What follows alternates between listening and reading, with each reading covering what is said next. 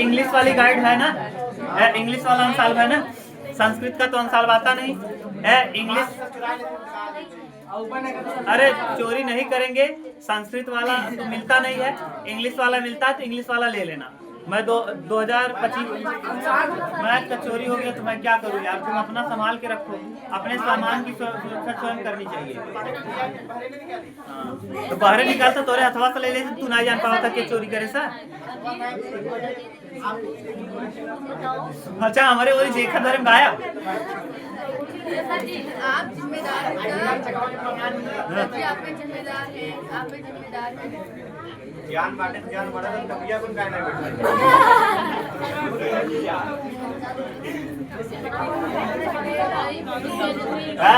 अब ध्यान से सुनो, अब बोलोगे नहीं गधा। कर रानी केतकी की कहानी के रचनाकार मुंशी इंशाल्लाह खां। तो रानी केतकी, रानी केतकी की कहानी, रानी केतकी की कहानी के लेखक का नाम क्या है? मुंशी इंशाल्लाह खां। ऐसे लिखा है इंशाल्लाह खां, ये दोबारा आ गया जी, इंशाल्लाह खां।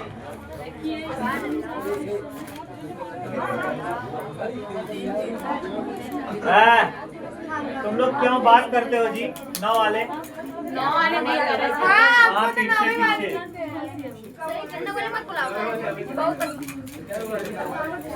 याद करो जो आए हो, ये याद करो रानी केतकी कहानी किसकी रचना है? अजात शत्रु नाटक है। अच्छा देखो अजात शत्रु नाटक मैंने बताया था, अजात शत्रु जयशंकर प्रसाद का नाटक है। नाटक इनका कई ध्रुव स्वामी, स्कंदगुप्त, चंद्रगुप्त, अजात शत्रु, जन्मेजय का नाग यज्ञ, ये सब किसका नाटक है? जयशंकर प्रसाद का। अजात शत्रु, अजात शत्रु, अजात शत्रु नाटक किसका है? जयशंकर प्रसाद, जयशंकर।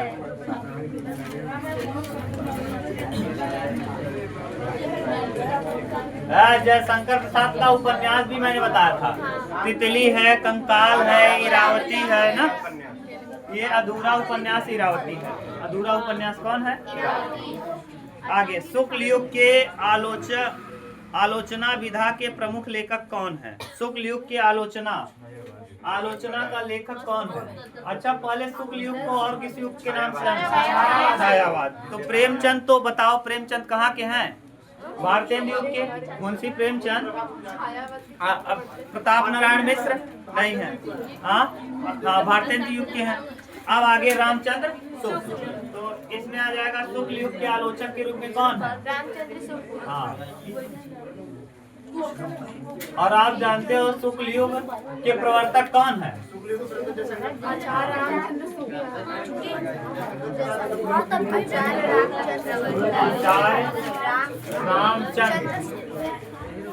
रामचंद्र है।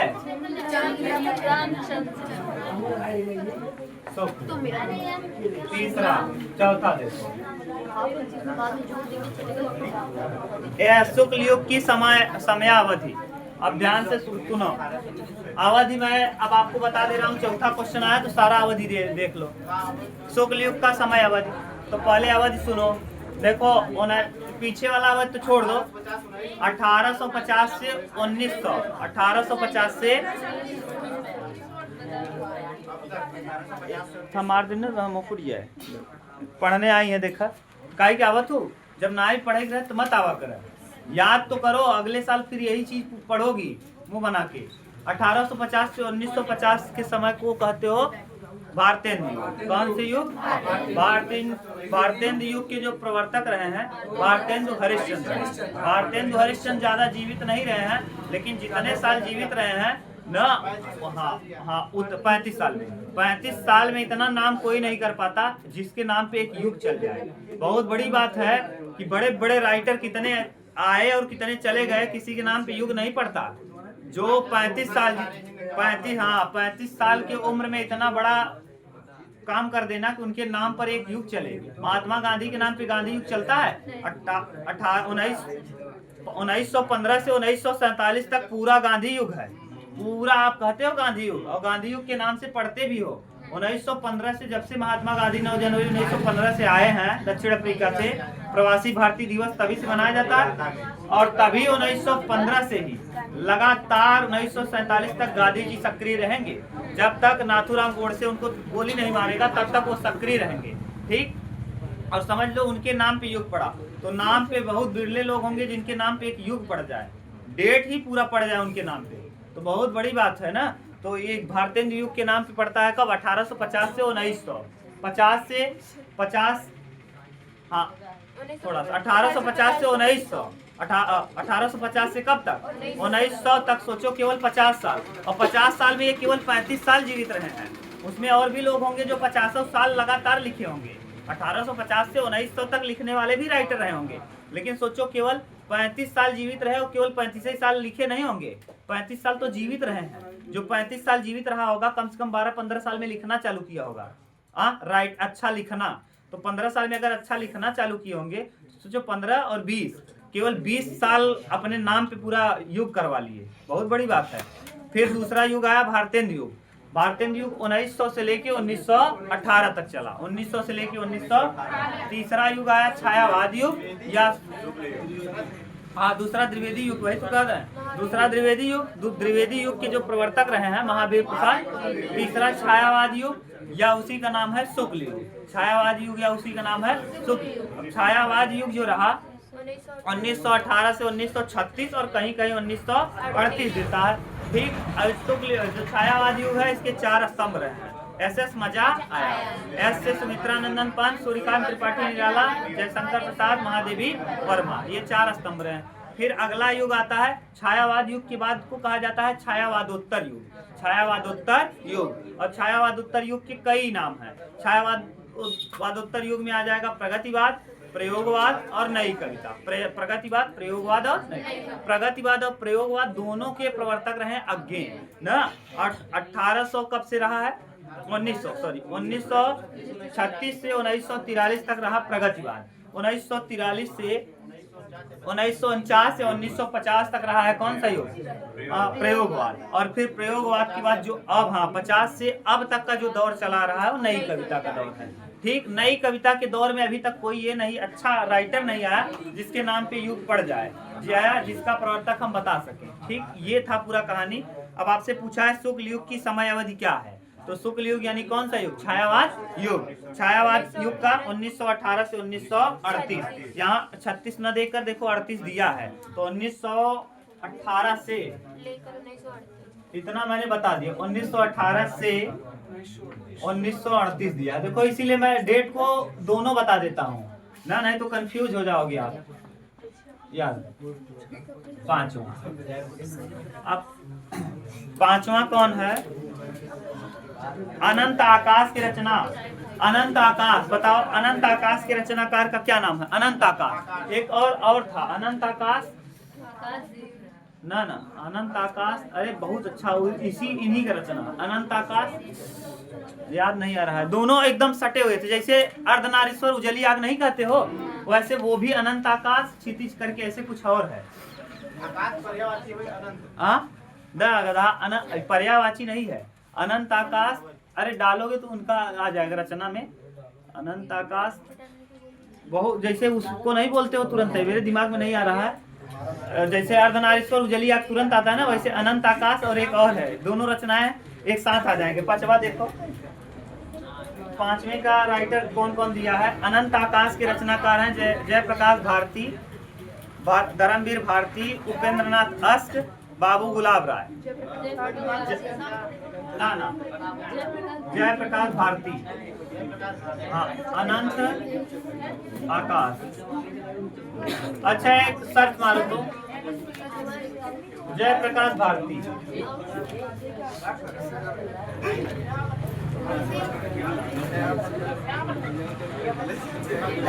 जयप्रकाश भारती के जरा रचना सर्च मारो एक ठो। हाँ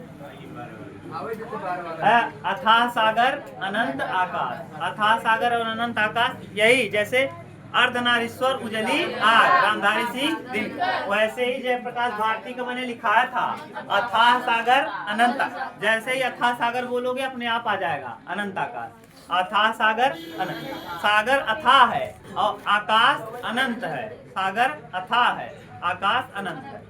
ठीक, आगे देखिए प्रयोगवादी काव्य की विशेषता है, छठवां प्रयोगवादी जो काव्य है उसकी क्या विशेषता है?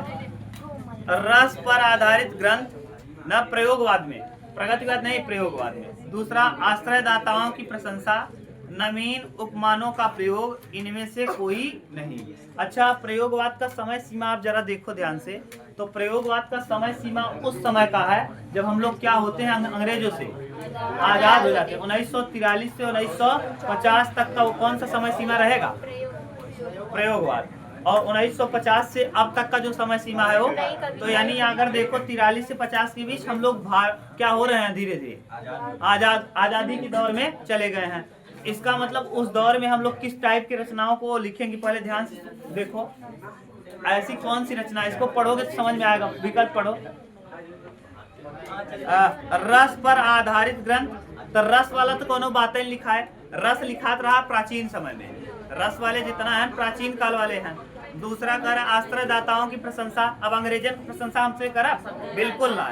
तीसरा नवीन उपमानों का प्रयोग, हाँ अब हमसे स्वतंत्र हो गई तो नया नया चीजों के बारे में क्या करा सोच। अरे भैया जब अंग्रेजों से आजाद, जब तक अंग्रेजों से आजाद नहीं थे तब तक अंग्रेजों की चाटुकारिता करते थे।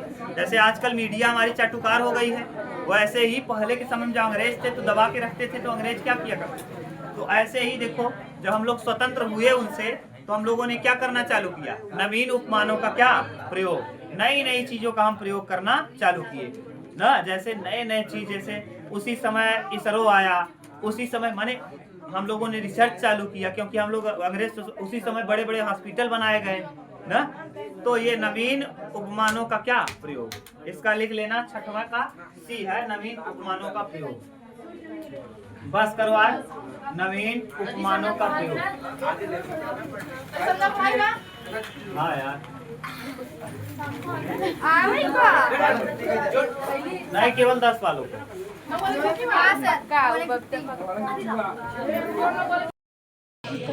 चलो कल ये कंप्लीट नहीं किए थे ना, कई क्वेश्चन कराए थे आकाश। सेट नंबर 6, सेट नंबर 6 का जो हम लोग किए थे, हाँ 6 क्वेश्चन किए थे क्या। पहला मैंने बताया था रानी केतकी की कहानी मुंशी इंशाल्लाह, हाँ उसी में जोड़ देंगे। अभी मोनू को मैंने दे दिया, दोनों एक जोड़ देंगे ना। अजात शत्रु भी बता दिया था, जयशंकर प्रसाद, शुक्ल युग का रामचंद्र शुक्ल, शुक्लोत्तर युग को 1918 से 1938।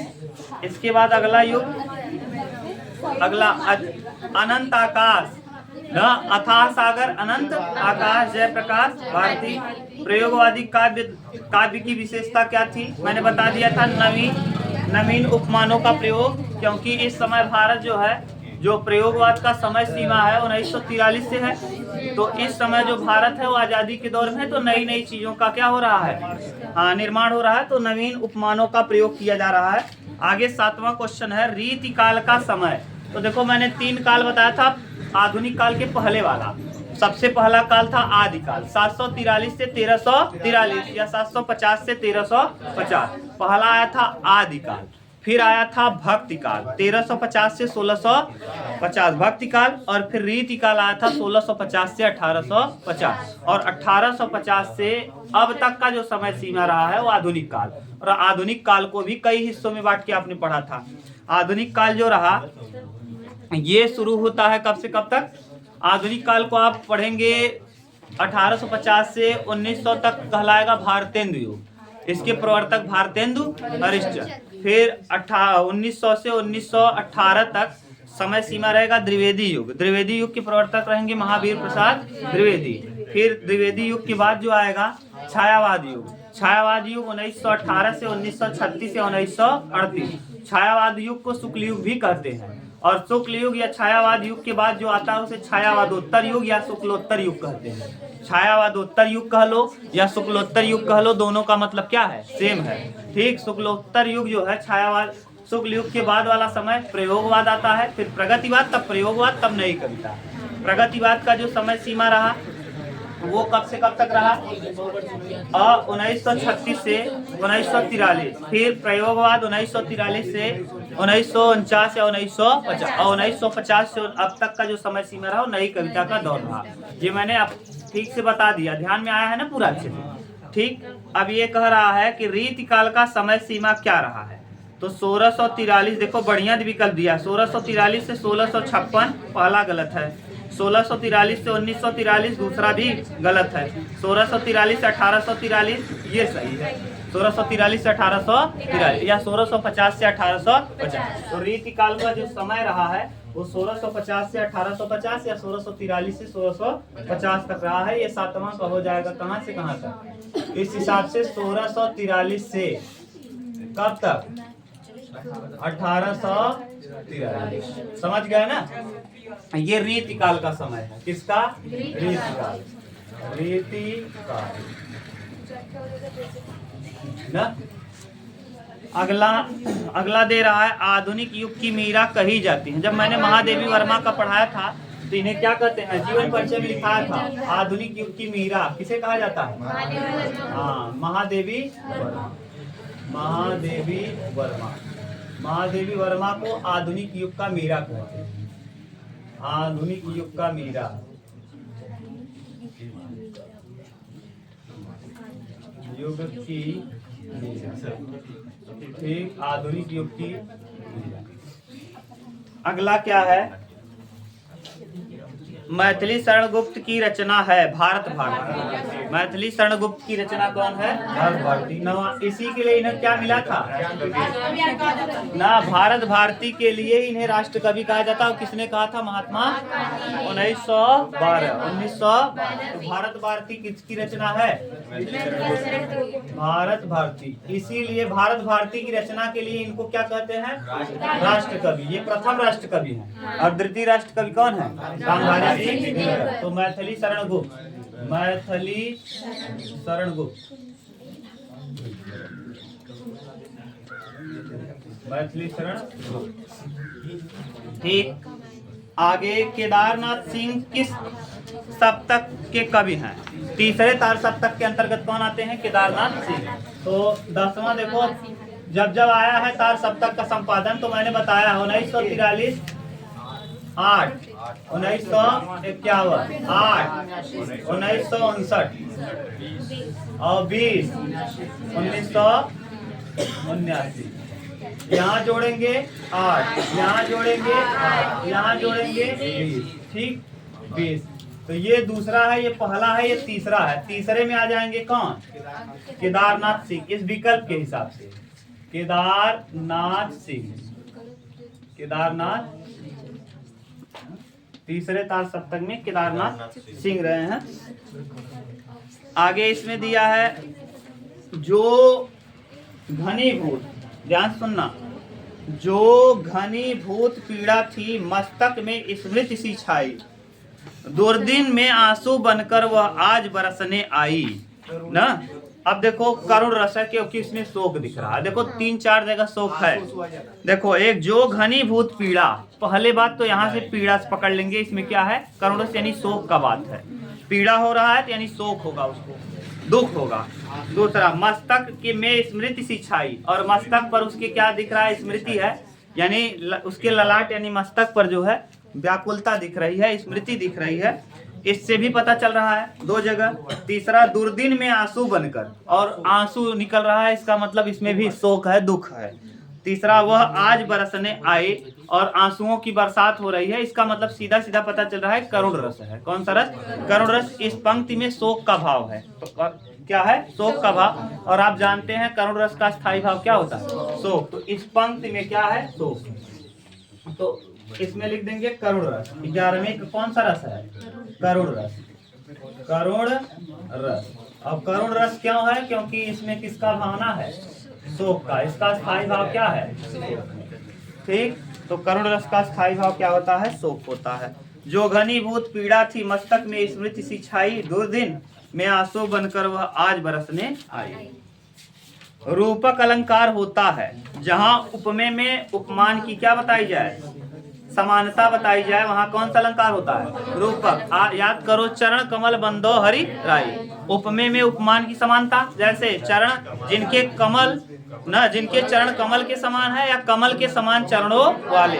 उपमेय उपमान में समानता करने पर कोई प्रभाव नहीं पड़ा। जिनके चरण कमल के समान है या कमल के समान चरणों वाले, तो दोनों का अर्थ है इसका मतलब यहाँ समानता बताई जाती है। तो रूपक अलंकार में उपमेय और उपमान में क्या बताई जाती है? समानता। तो यहाँ हो जाएगा उपमेय और उपमान में क्या? समानता। उपमेय व उपमान में समानता। उपमेय और उपमान में समानता, ये हो जाएगा रूपक अलंकार। ठीक। आगे, किस छंद में के प्रत्येक चरण में 11-13 के विराम में 24 मात्राएं होती हैं? तो 24 मात्रा आप जानते हो। 24 मात्रा देखो, 11-13 विराम कहा है, तो विराम मतलब देखो, अगर आप बात करोगे 13 नंबर, हाँ अर्ध सम्मात्रिक है क्योंकि 11 फिर क्या है? 13। 11-13 फिर अगला वाले में 11 फिर कितना? 13। तो अगर आपको याद हो 11-13 तो जो छोटा अक्षर हो, बड़ा अक्षर होता है उसका छोटा होता है, तो ये हो जाएगा कौन सा? सोरठा।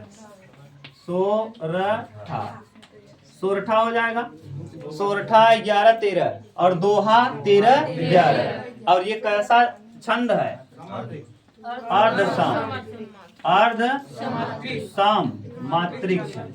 अर्ध सम मात्रिक ना, और सम मात्रिक का भी और अर्ध सम मात्रिक का भी ट्रिक मैंने पढ़ाया है। 4 गीत हरि गीत, चौपाई न गीतिका न, चौपाई रोला गीतिका हरि गीतिका, र से रोला, चौपाई रोला गीतिका हरि। चौपाई में 16 मात्राएं, रोला में 24 मात्राएं, गीतिका में 26 मात्राएं और हरि गीतिका में 28 और 2 बार 16। दोहा, बरवय, सोरठा और उल्लाला। दोहा जस्ट उल्टा होता है सोरठा का।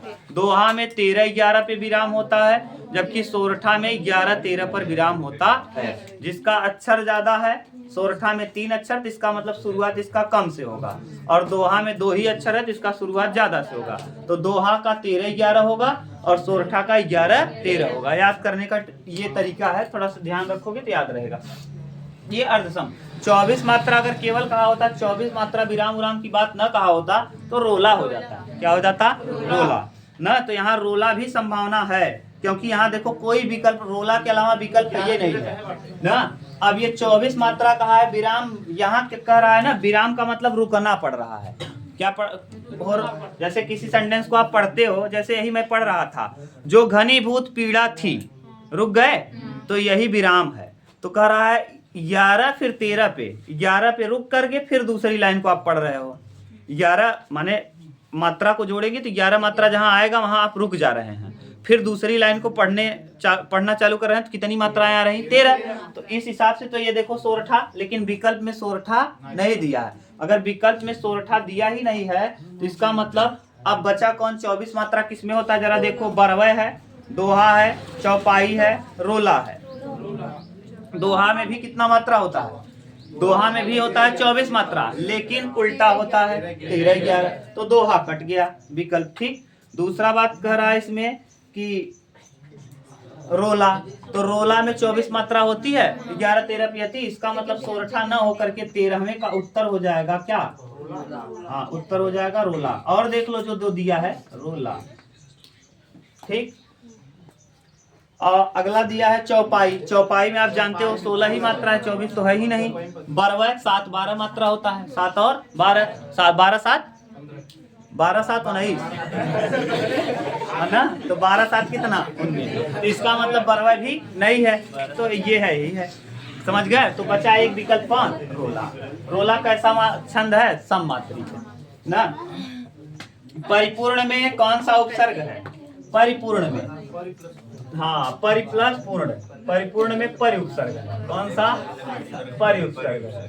ठीक, 15 नंबर देखो।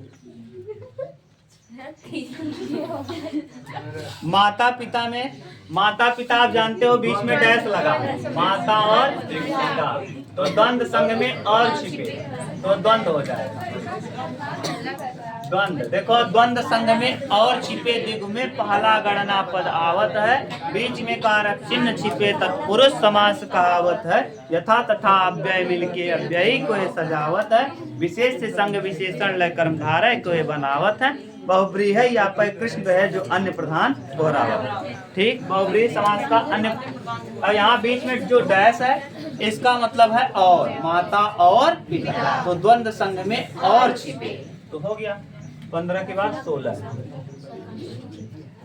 16 नंबर क्या कह रहा है? धीरज शब्द का तत्सम रूप है धैर्य। धीरज का क्या हो जाएगा? धीरज का तत्सम, तत् माने उसके, सम माने समान। तत्सम शब्द संस्कृत का है और तद्भव उत्पन्न हुआ है, यानी जो संस्कृत से उत्पन्न हुए शब्द हैं उन्हें हम कहते हैं तद्भव। तद माने उत्पन्न होना, तद माने उससे और भव माने उत्पन्न होना। तद भव, तद माने उससे और भव माने उत्पन्न होना, जो उससे उत्पन्न हुआ। तत् माने उसके, सम माने समान, उसके समान यानी संस्कृत के समान। संस्कृत के समान दिखने वाले शब्द जो संस्कृत से उत्पन्न हुए हैं उन्हें हम तद्भव कहते हैं। ठीक, धीरज का हो जाएगा धैर्य।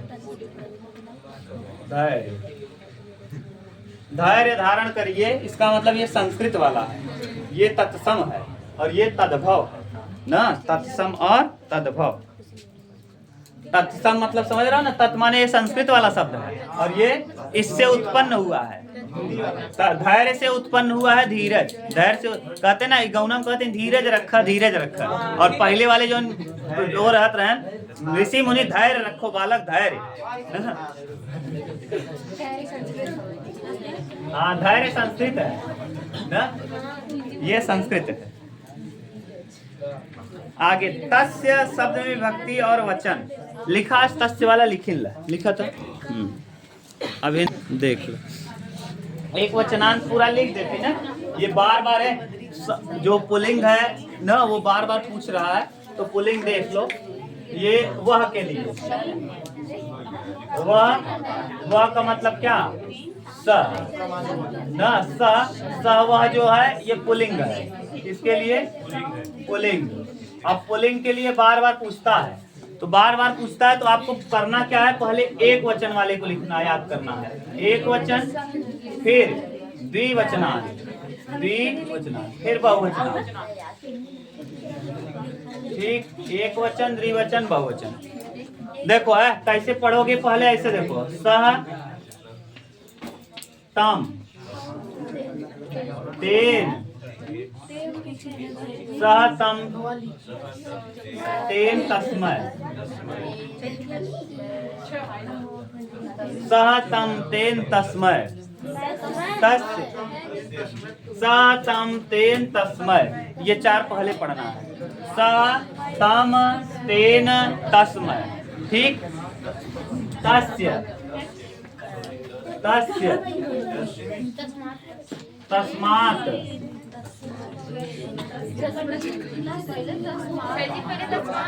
तस्मात् तस्य तस्मिन्, तस्मात् तस्य तस्मिन्, तस्मात् तस्य और तस्मिन्,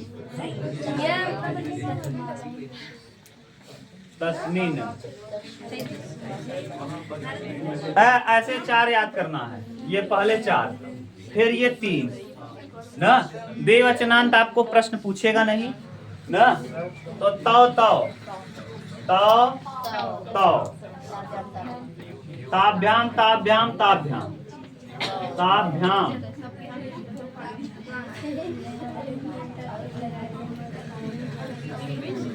ताभ्याम ताभ्याम ताभ्याम, तयो तयो, तयो तयो ना, तयो तयो।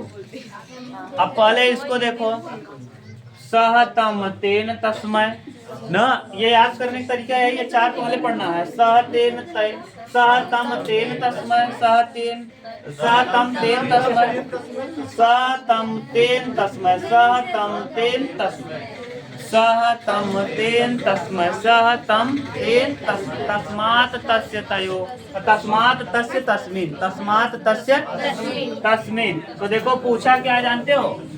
तस्य। ये जो प्रश्न पूछा है इसमें पूछा है तस्य कौन सा है? षष्ठी एक वचन, षष्ठी एक वचन। तो ये जो है षष्ठी एक वचन, इसमें पूछा है कि तस्य शब्द में विभक्ति और वचन बताइए। तो कौन सी विभक्ति है? षष्ठी विभक्ति है और एक वचन है। ये पूछता ही है, बाद में अंतिम वाला भी पूछता है। इधर वाला बहुवचनांत, बहुवचनांत का रूप कैसे चलेगा? तान तेसाम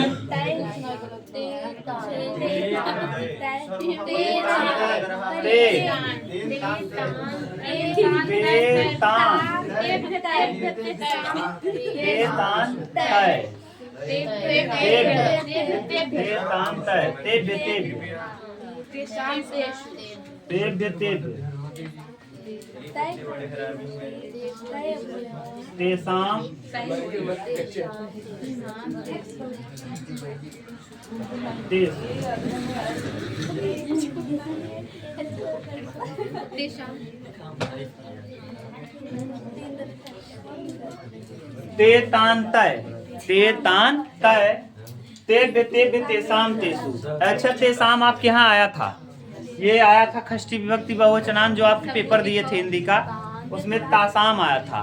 तासाम स्त्रीलिंग वाला, तासाम स्त्रीलिंग वाला सा के लिए है। सा के लिए यहाँ हो जाता है तासाम, सा के लिए यहाँ क्या हो जाता है? तासाम।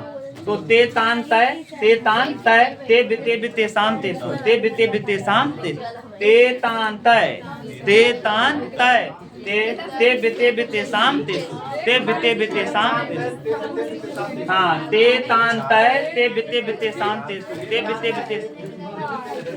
हाँ, ते तान तय, ते तेसाम तेसु, ते तान तय।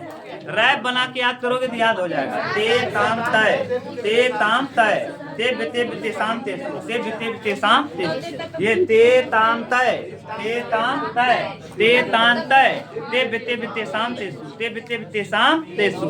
इधर वाला सह तम तेन तस्मै, सह तेम सह तम तेन तस्मै, सह तम तेन तस्मै, तस्मात् तस्य तयो, तस्मात् तस्य तस्मिन्, तस्मात् तस्य तस्मिन्। बस।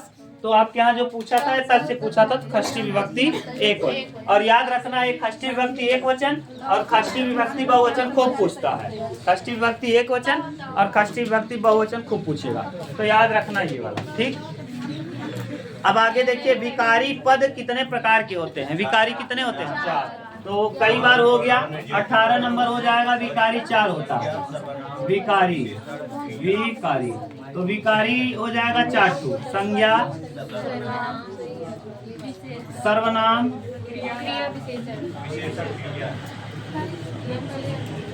विशेषण और क्रिया। विशेषण और कौन? क्रिया। ठीक। 19 नंबर देखिए, 19 नंबर क्या है? 19 तो यही है। अच्छा, जिस वाक्य में क्रिया की प्रधानता हो वह वाक्य कौन है? ये 19 नंबर था। 18 नंबर यही पूछा है, जिस वाक्य में क्रिया की प्रधानता। तो क्रिया की प्रधानता किसमें होती है? भाववाच्य में। भाववाच्य, भाववाच्य, भाववाच्य में क्रिया की प्रधानता। कर्तृवाच्य में कर्ता की और कर्मवाच्य में कर्म की। जातिवाचक संज्ञा है। जातिवाचक संज्ञा देखो प्रश्न दिया है, इसमें से जातिवाचक संज्ञा शिक्षक, दरबार, अंधेरा, कोमल। टीचर जो होता है ये कॉमन नाउन है। कौन सा? जातिवाचक। टीचर एक समुदाय को दिखाता है, उसका नाम कुछ भी होगा, अगर नाम हो जाएगा तो प्रॉपर नाउन, यानी प्रॉपर व्यक्तिवाचक। और व्यक्तिवाचक ना कह करके बल्कि टीचर समुदाय को बोध कराना है तो हो जाएगा जातिवाचक। तो यहाँ टीचर जो है यानी शिक्षक, शिक्षक कौन सा वाचक हो जाएगा? जातिवाचक। जातिवाचक। जैसे कुत्ता जातिवाचक है, कुत्ता क्या है, लेकिन उसका नाम रख दो झबरा, कालू, मोनू, जो भी नाम रख दो ना, वो तो हो जाएगा क्या हो ना, तब नाम रखने पे व्यक्तिवाचक हो जाएगा, वैसे पे वो जातिवाचक। ठीक, इस तरह से ये 20 नंबर वाला आपका हुआ कंप्लीट। अब हम लोग करेंगे क्या, व्याख्यात्मक प्रश्न। ठीक।